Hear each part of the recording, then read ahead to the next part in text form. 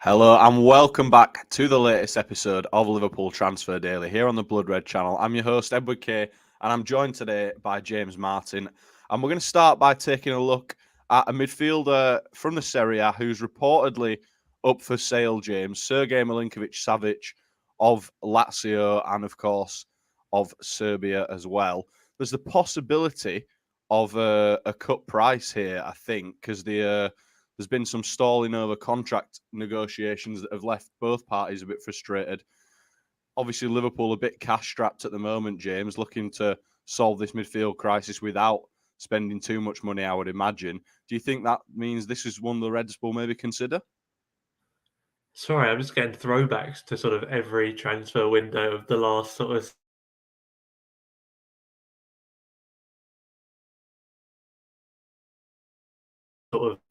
every year for a long time. It's almost a weird thing with Lazio. They seem to have this knack of accumulating very good players who just aren't quite necessarily good enough for any of the top teams to quite fancy them. I mean, that Luis Alberto, of course, once of Liverpool, ended up at Lazio, has been there for a number of seasons, posting very impressive numbers, and he hasn't earned his move either. So yeah, you'd have thought with Milinkovic-Savic, he's approaching that window where it's almost now or never for that big move. But the numbers he's posting are still good. He's been very consistent. He's normally good for double figures combined goals and assist contributions over the course of a season. I think he's either reached that this season or is very close to it already. So there's been no decline there. It's one of them where, as a layperson looking at it from the outside, it does still look like a potentially tempting transfer option. He's that sort of midfielder who can do a bit of everything. He's got a physical presence, but he's also very creative. He does look like he could be what Liverpool need. Maybe he can cover at the six in a bind, but mostly he's more of a physical number eight. He's not the same type of player as Wijnaldum, but you could argue he's that sort of eventual Wijnaldum replacement in a way. So if there is a cut price deal to be had, it does sort of seem to make a decent amount of sense. But I suppose my hesitation would be, why hasn't they moved anywhere so far? What's been putting these big clubs off? And why haven't Liverpool been linked more strongly in the past? Yeah, as you say, he can do it all. 11 goals and 11 assists for Lazio in all competitions last year.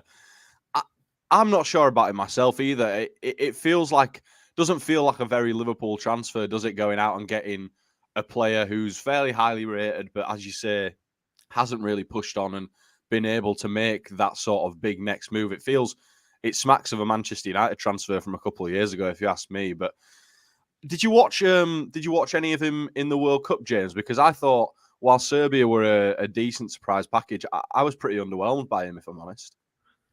Yeah, it wasn't his best showing. I didn't see all of him, but from what I saw, like you say, he didn't necessarily manage to stand out like he might have hoped to. You look at that team on paper and you think probably he should be the star, or at least one of the stars, and maybe he didn't quite live up to that billing. And I completely agree with what you say about Manchester United. Maybe it's just that they've been linked the most in the past, but he does seem to give off those kind of vibes of a Manchester United signing who probably doesn't quite pan out as well as they'd hope. Probably with a big price tag attached.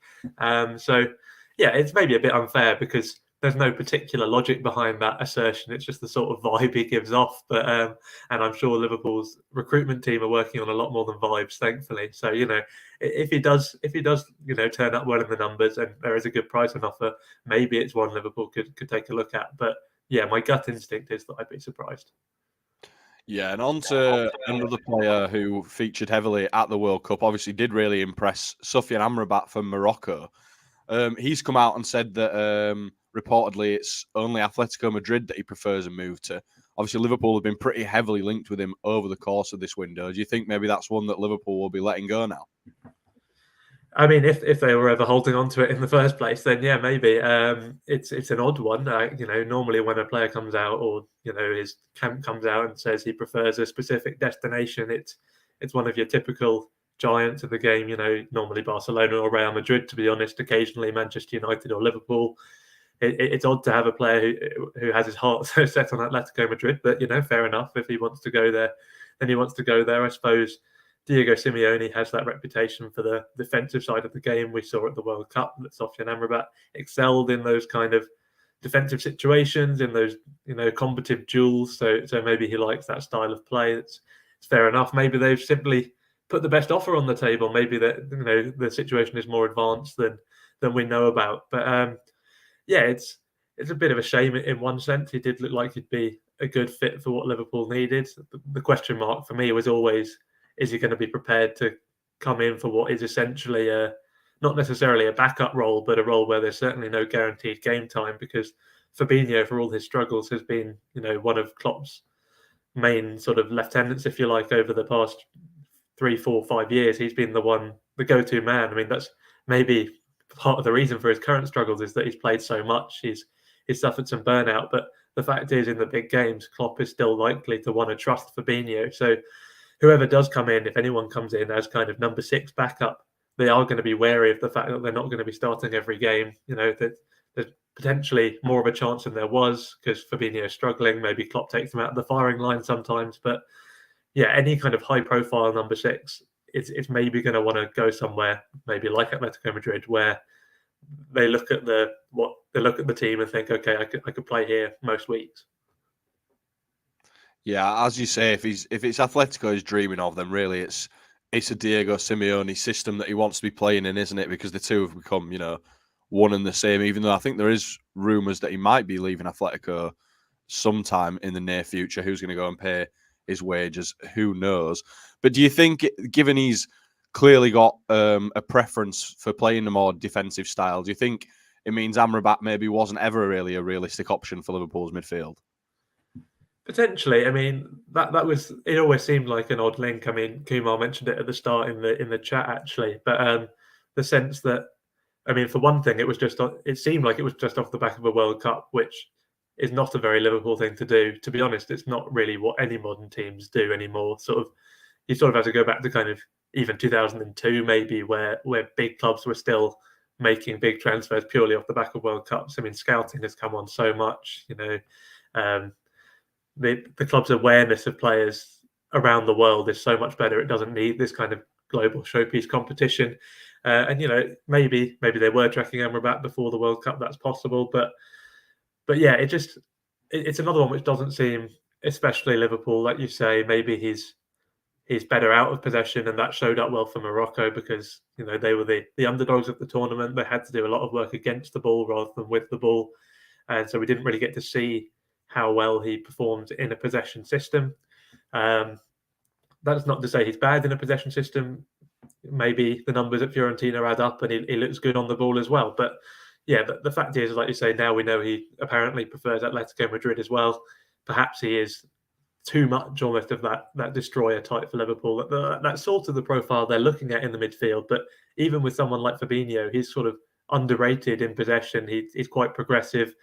He popped up, was it last season, I think, with a few key goals, which was an unexpected addition to his game, but he's got it in the locker.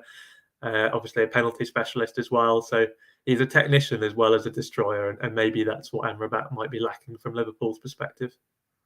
Yeah, I'm sure there's plenty more midfield targets out there that the Reds can cast an eye over for now. But we'll move on to a bit of Brighton preview. Obviously, the big news coming out of training yesterday, Darwin Núñez not pictured. Rumours of an injury there. Obviously, Jurgen Klopp's on at 11:30 for his press conference. We'll be bringing you that on the Blood Red channel just as soon as we get it. Obviously, I know the answer, what you're hoping for. It'll be Núñez to be available for the Brighton game, but how big of a miss is it going to be if he's out for a couple of weeks, James? Yeah, big miss, especially as Firmino hasn't been pictured yet either. I was pretty hopeful he'd be back by now, because, I mean, there were reports from Goal before the last game, the Wolves game, that said the club were hopeful they'd be counting on Firmino on that one. But, I mean, we'll know more in the press conference. But like you say, by the looks of the training pictures, it looks like there was no Núñez or Firmino. And yeah, that's a really big blow, because it leaves Liverpool without any obvious striker solution. I suppose the only obvious solution now is Gakpo. We saw him play through the middle a little bit at the World Cup. He played there a little bit for PSV, but it's not his best position. It's not his preferred position. And, because of the injuries to Jota and to Diaz, Gakpo is pretty much needed on the left wing. So, we're basically looking at a situation where if Klopp does go with Gakpo through the middle, then he's probably going to have to go with either Oxlade-Chamberlain or maybe Fabio Carvalho on the left wing, which doesn't necessarily fill you with confidence. If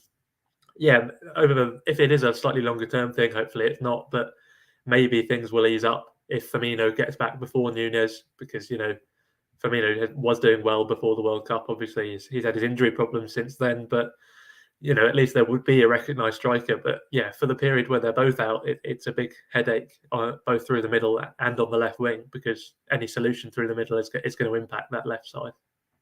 Yeah, as you say, I'm imagining it will be a Gakpo through the middle, probably Oxlade-Chamberlain on the left and Salah on the right, if it is the case and Nunes is out. But hopefully there's good news from Jurgen Klopp later on that front. But that's all we're going to have time for here on Transfer Daily today. So, James, thanks for joining me, and we'll catch you next time.